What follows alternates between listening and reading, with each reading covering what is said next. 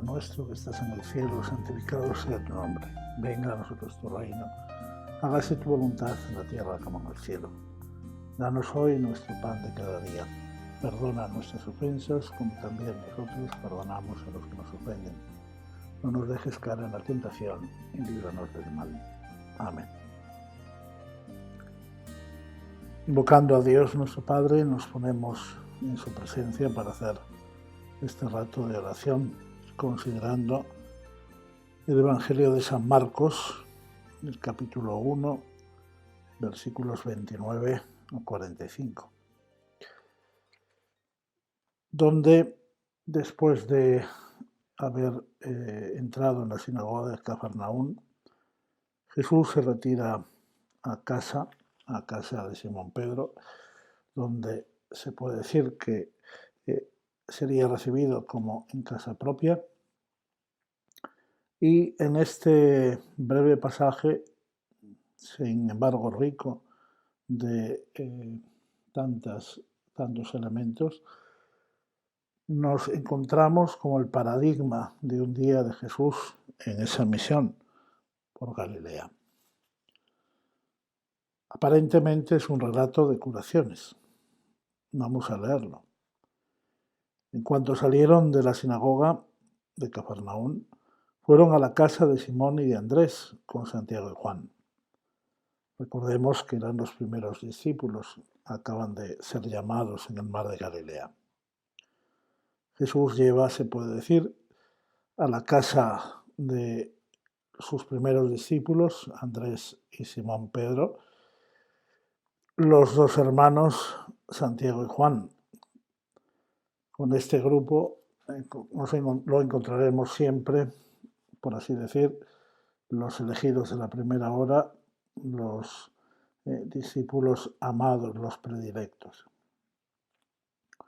Pues bien, en esa intimidad con Jesús, donde también vemos que somos llamados tú y yo, se nos dice cómo Jesús ha venido a compartir nuestra cotidianidad, las alegrías, pero también las penas.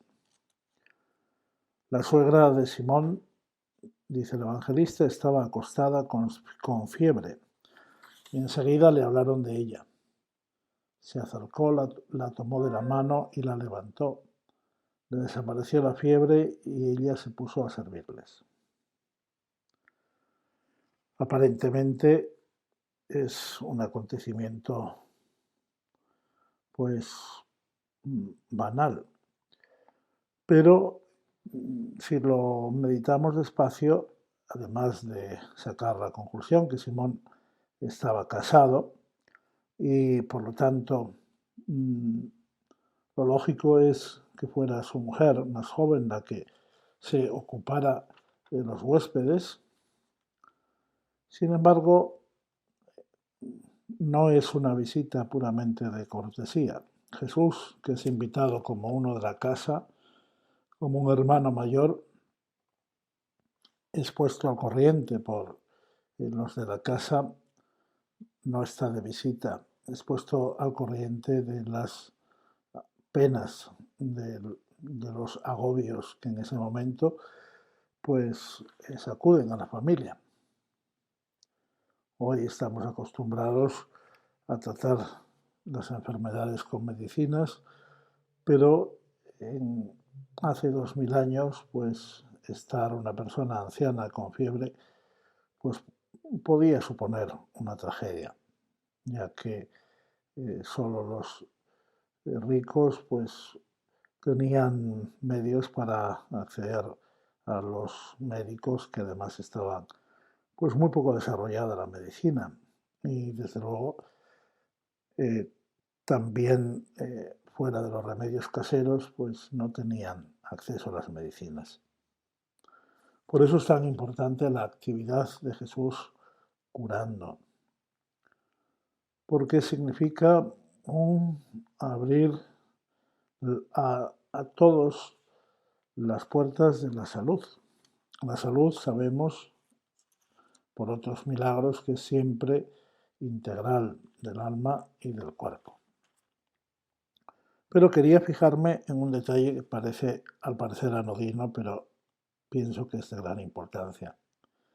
Esta suegra que está con fiebre, Jesús se le acerca, la toma de la mano y la levanta, desapareciéndole al momento la fiebre. Evidentemente, pues es un milagro, digamos, que parece de categoría menor, pero para aquella familia, pues es impresionante, es impresionante. La instantaneidad, la fuerza de esa presencia. ¿Quién es este que hemos acogido que ante una enfermedad que puede ser grave, pues solo con su presencia, con su querer,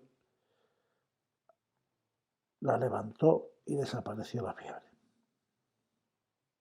Es el misterio de la presencia de Jesús. ¿Qué puede hacer Jesús en nuestra vida si lo acogemos en nuestra casa con fe, si le dejamos actuar? Pero quería fijarme en este detalle. Ella se puso a servirles. Repito que lo lógico me parece que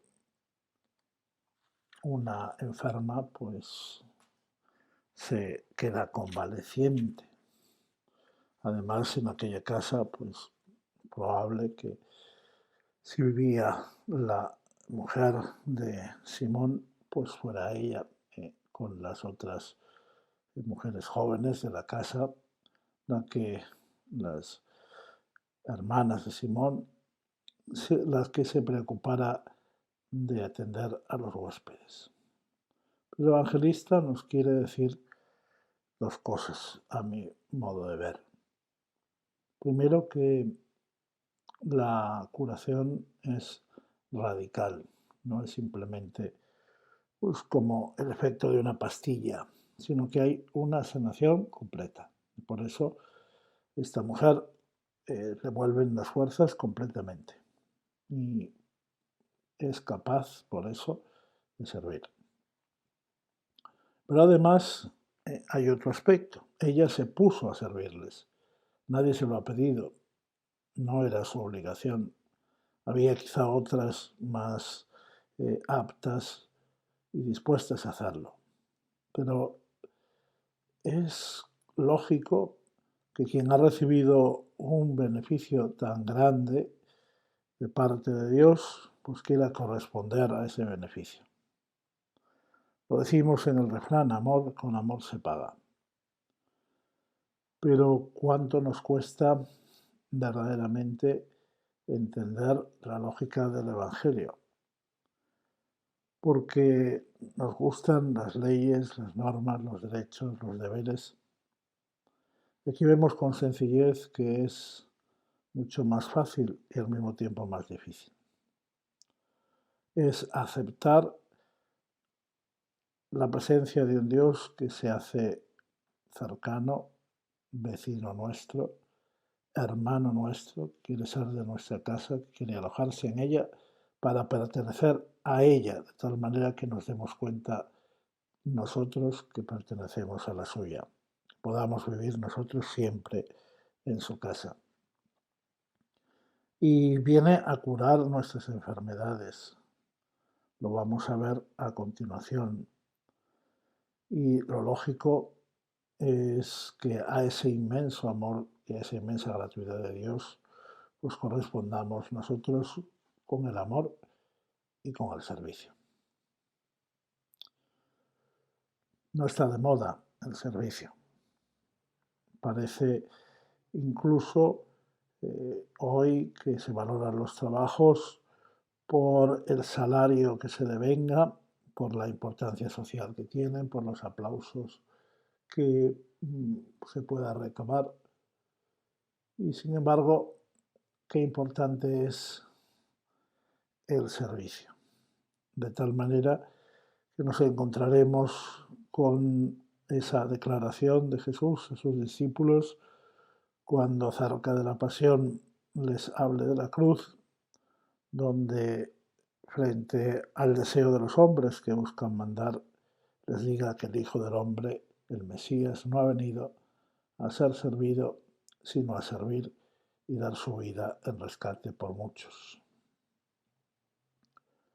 Por esa multitud que quiera dejarse servir, y nos obligará a los discípulos a dejarnos lavar los pies sucios por el Maestro, hasta que aprendamos a hacer lo mismo. Esos pies sucios que son nuestros pecados. Eso es lo que podemos verdaderamente nosotros entregar a Dios. Nuestra fiebre, nuestra enfermedad, nuestras dolencias, nuestros pecados. Por eso es tan bonito corresponder con el servicio, porque es signo de haber entendido el Evangelio, de haber entendido que la vida es un regalo y que todo lo que somos y tenemos, que llamamos nuestro, no es sino un don suyo. Y por lo tanto, poniéndolo al servicio del prójimo, al servicio de a veces quien no nos lo puede pagar, de quien no puede corresponder, incluso de quien no lo merece, pues estamos haciendo el servicio más auténtico, que es el más desinteresado. El cristiano sabe servir como su Señor, sin venirse por eso abajo y sin tenerse a menos.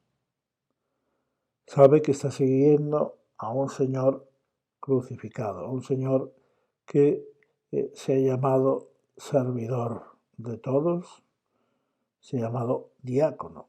Hemos conservado en griego la palabra que significa servidor y hemos hecho de ella un ministerio en la Iglesia. Aunque a veces los ordenados, sobre todo ya presbíteros u obispos, nos olvidamos que seguimos siendo diáconos. Y que la mayor honra que podemos tener es precisamente ser esto, servidores, ministros, siervos, esclavos libres por amor. Porque no hacemos, y esto es la vocación de todo cristiano, pero especialmente de los que nos llamamos ministros en la Iglesia, pues no hacemos sino corresponder a la elección, al inmenso amor, a la cercanía del Mesías, del Salvador, que pasa por nuestra vida y que se quiere alojar en nuestra casa. Y en este sentido, dentro de la nueva evangelización que la Iglesia nos pide y que las circunstancias nos reclaman, parece urgente descubrir el valor de eternidad que tiene el servicio como modo de servir al prójimo, como modo de vivir la caridad, como modo de vivir el mandamiento del Señor, como modo de seguir a Jesucristo. Servir, decía San José María, para servir.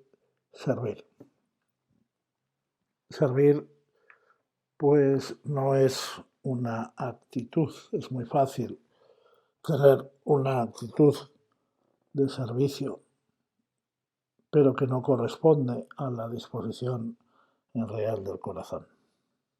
Como son amables, pues los vendedores hasta que les compramos.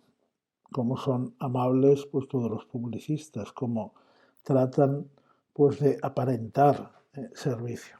Pero está todo vinculado a la compra, al efecto buscado. Es un uso no nocivo, pero sí espúreo del servicio.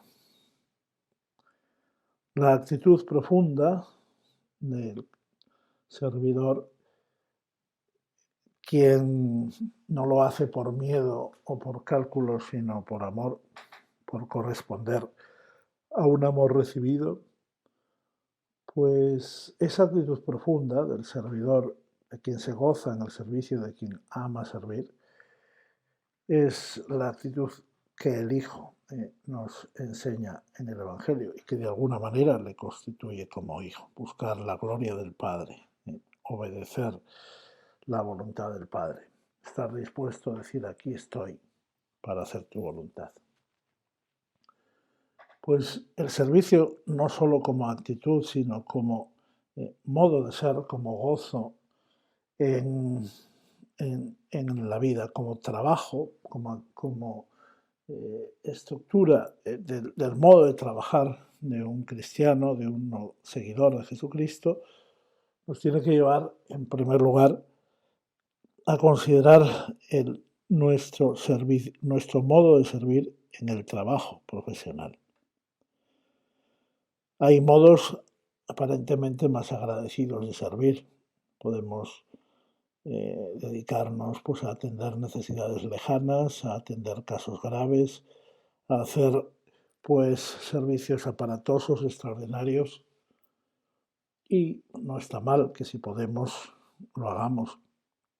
Pero esas circunstancias extraordinarias pues siempre son excepcionales y desde luego serían un engaño si nos separaran de lo que es nuestro modo fundamental de servir, que es cuidar el trabajo profesional, ejercitarlo con amor, saber que mediante ese trabajo estamos contribuyendo al bien común. Se pueden hacer las cosas de muchas maneras, pero un cristiano sabe que no es lo mismo trabajar mal que trabajar bien. Por eso, para servir a la sociedad, para servir a la familia, para servir al prójimo, un cristiano tiene que capacitarse para no ser un diletante, un aficionado, sino un buen profesional, uno de quien se puede fiar. Un médico al que no se le mueren los pacientes, un maestro que no educa burros, pues un policía que no se deja corromper, etc. El trabajo santificado, santificante, santificador. El trabajo considerado con esta actitud como el mejor servicio, como el primer servicio. Porque es verdad que luego tendremos que servirnos entre nosotros con una actitud de caridad en familia, entre los amigos, pero pienso que este servicio, pues natural, que arranca del cariño, pues viene después. Me parece más urgente hoy en una sociedad que no juzga los trabajos por el servicio ni por el amor con el que se realizan, sino por el dinero que devengan, por el prestigio que tienen. Me parece importante recuperar esta valoración cristiana de las cosas. Servimos cuando servimos con amor en aquello que nos hemos comprometido a hacer. Eso significa una profesión, no que una sociedad espera que hagamos porque nos hemos comprometido a hacer. Y por lo tanto, es el oficio con el que todos nos conocen. Es el modo primero de servir. Es el modo más, quizá hoy, más necesario.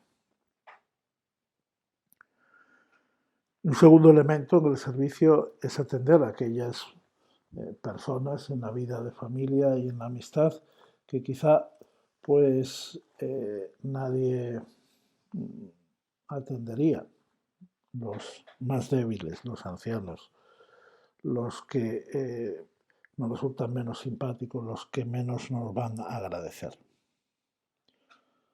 La actual crisis sanitaria ha puesto de manifiesto la vulnerabilidad, la fragilidad de los ancianos y de los que nadie se ocupa cuando, sin embargo, son merecedores de todo respeto y todo cuidado porque son ellos los que lo han dado todo antes y a veces más y mejor.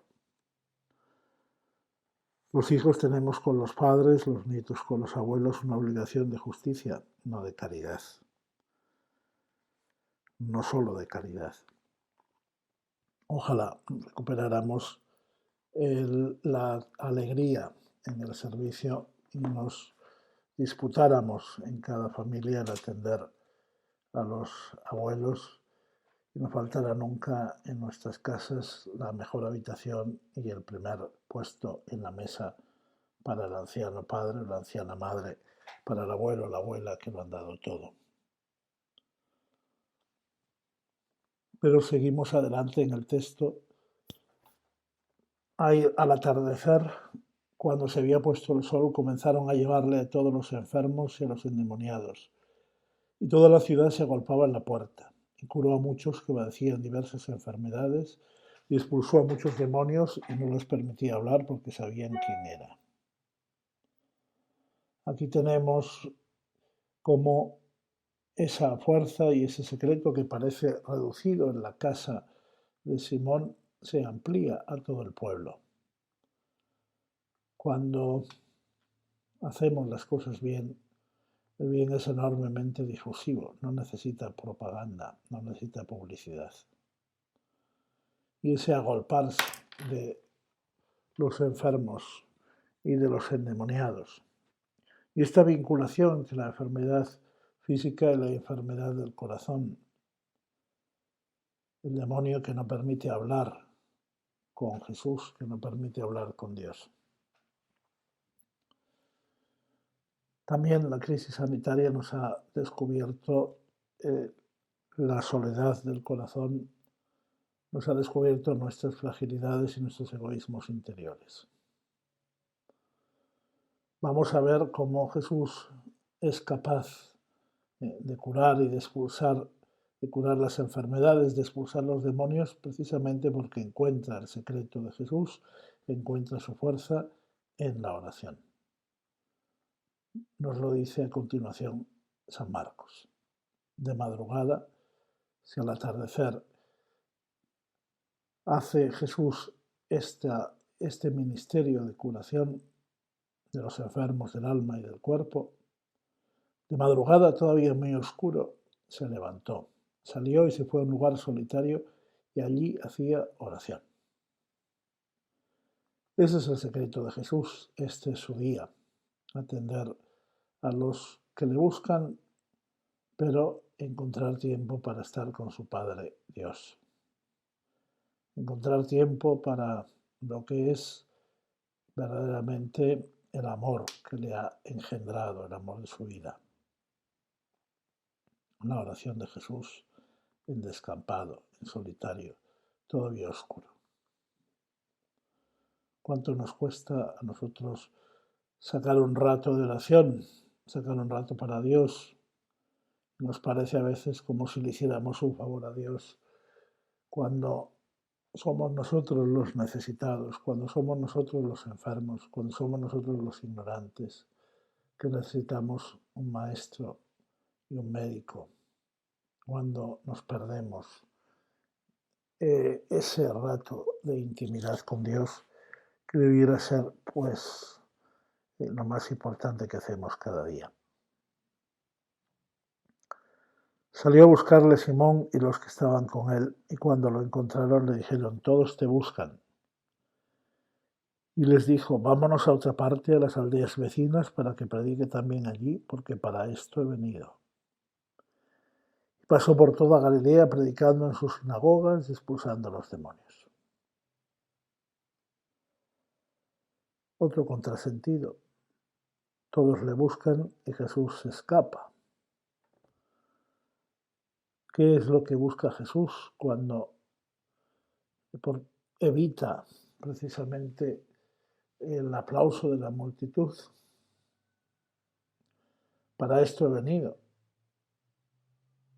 para predicar donde no me buscan y para huir en cambio donde parece que me buscan, pero no me buscan para escuchar la palabra de Dios, sino que me buscan para que yo les resuelva los problemas.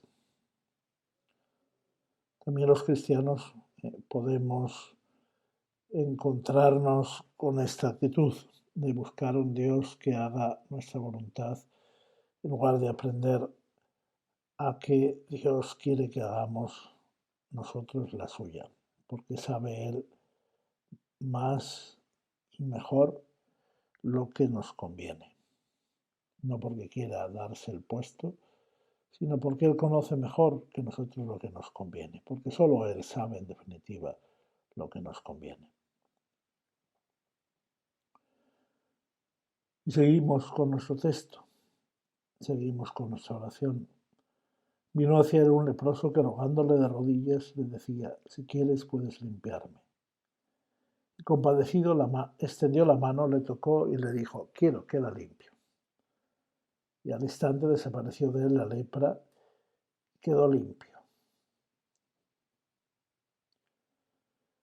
En esta curación podemos fijarnos en la fe del leproso.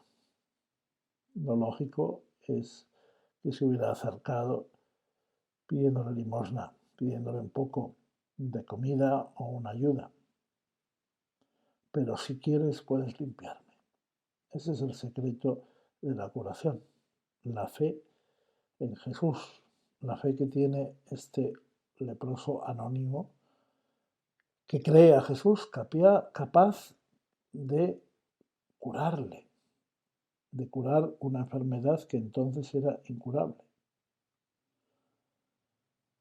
Un segundo elemento en el que nos podemos fijar es que precisamente en esa época donde el leproso tenía que vivir fuera de la ciudad, era el único modo en el que sabían atajar la enfermedad con el confinamiento, confinando a los enfermos. Sin embargo, Jesús, dice, extendió la mano, le tocó y le dijo, quiero, queda limpio. Jesús no cura solo con su palabra, sino que se involucra, se empeña de tal modo en esa curación que le va a tocar a riesgo de contagiarse. De hecho, se puede decir que es así como Jesús nos redime. Él que es el Cordero Inmaculado, Él que es el único justo, se ha hecho hombre para curarnos la lepra del pecado, convirtiéndose él mismo en leproso. Y morirá en la cruz como un proscrito, como un confinado, como un leproso, con el cuerpo destrozado por los azotes y fuera de la ciudad expulsado como un leproso, como un bandido, como un hereje. El leproso que somos tú y yo. Ojalá tengamos la fe de aquel hombre, esa fe que nos pide el evangelista, de decir al Señor, Señor, si quieres, puedes limpiarme. Ponemos ahora en la presencia de Dios nuestros pecados, nuestros malos pensamientos, nuestras malas palabras, nuestras malas acciones, nuestras omisiones, nuestra colaboración tantas veces con el mal que dejamos hacer, el mal que no impedimos estando en nuestra mano, tantos malos consejos, tanta poca correspondencia a la gracia de Dios, tanta ingratitud. Y nos admiramos de este tocar Jesús nuestra lepra, de este revestirse de nuestra fragilidad y asumir el peso de nuestros pecados. Y terminamos con el texto que nos hemos propuesto. Al instante desapareció de la lepra y quedó limpio. Enseguida le conminó y le despidió y le dijo, mira, no digas a nadie, pero anda, preséntate al sacerdote y lleva la ofrenda que ordenó Moisés por tu curación, para que le sirva de testimonio. Sin embargo, en cuanto se fue, comenzó a proclamar y a divulgar la noticia hasta el punto de que ya no podía entrar abiertamente en ninguna ciudad, sino que se quedaba fuera en lugares solitarios, pero acudían a él de todas partes. Jesús trata de evitar el aplauso fácil, el triunfalismo, diríamos hoy. Y por eso manda que sea certificada legalmente la curación, que cumpla, no quiere escandalizar a aquel hombre, le manda cumplir la ley de Moisés, pero no quiere reclamar el protagonismo. Decía un predicador que Jesús manda callar el bien que ha recibido el leproso y sin embargo el leproso desobedece. Nosotros hacemos al revés, el Señor nos manda a proclamar a todos los hombres el bien que hemos recibido y sin embargo no se lo decimos a nadie. Somos nosotros mucho más desobedientes y más ingratos. Quizá porque no nos damos cuenta que somos leprosos en el sentido de que los pecados que pudiéramos haber cometido, que el Señor nos ha perdonado, nos ha impedido precisamente el que los comitamos, nos ha puesto en una situación en la que estamos bien, es por su gracia, no porque seamos mejores que los demás. Por eso vamos a obedecer nosotros anunciando, dando testimonio a los demás con nuestra vida de lo que Jesús ha hecho con nosotros, de cómo ha perdonado nuestros pecados, ha curado nuestras enfermedades, nuestra fragilidad y sobre todo de esa lepra que podríamos tener, que es la falta de fe o pecados graves y que si no los hemos cometido, pues ha sido por la gracia de Dios que los ha prevenido. Nuestro testimonio será así la gratitud, como aquel leproso que no supo callar, que no pudo callar lo que Jesús había hecho con él. Nos confiamos a la Madre de Dios, la pura y, sin embargo, la esclava del Señor, la que supo servir con alegría. Dios te salve María, llena eres de gracia, el Señor es contigo. Bendita tú eres entre todas las mujeres, bendito es el fruto de tu vientre, Jesús. Santa María, Madre de Dios, ruega por nosotros pecadores, ahora y en la hora de nuestra muerte. Amén. Gloria al Padre, al Hijo y al Espíritu Santo, como era en el principio, ahora y siempre, por los siglos de los siglos.